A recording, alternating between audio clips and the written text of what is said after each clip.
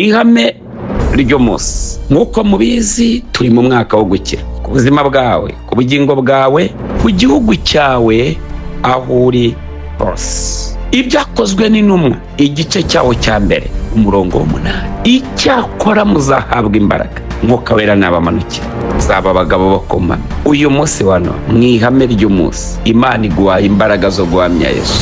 Hari ahantu wajya kugera ugaceceka Yesu, ariko iki si cyo cyari igihe cyo guceceka Yesu, ahubwo ni igihe cyo kuvuga Yesu, ni igihe cyo guhamya imirimo ye.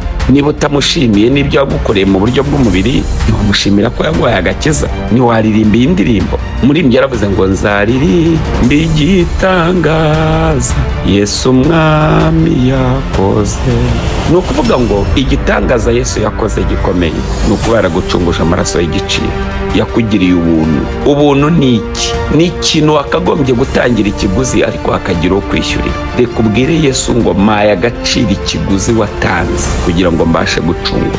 Amen. Yesu yagutangiye ikiguzi cy'amaraso, wowe wakira agakiza k'ubuntu, ariko Yesu yarakishyuye, yagatangiye ikiguzi. Jya uhora wibuka kiriya kiguzi watangiwe ku musaraba i Golgotha, kikwinjiza mu ijuru nta kindi kiguzi utanze. Umuririmbyi yaravuze ngo Yesu yarishyuye nta mpamvu yo kuganya, Yesu yarishyuye nta mpamvu yo guhangayika. Uyu munsi wa none rero hagarara mu ihame, uhabwe imbaraga, uhagarare mu ihame ryo guhamya Yesu. Uhere i Yerusalemu, ugere i Samari, ugere i Yudaya, ubundi ukomeze no kumera y'isi. Shoje nkubwira ngo ibukuriwe biri mu bigize amahame.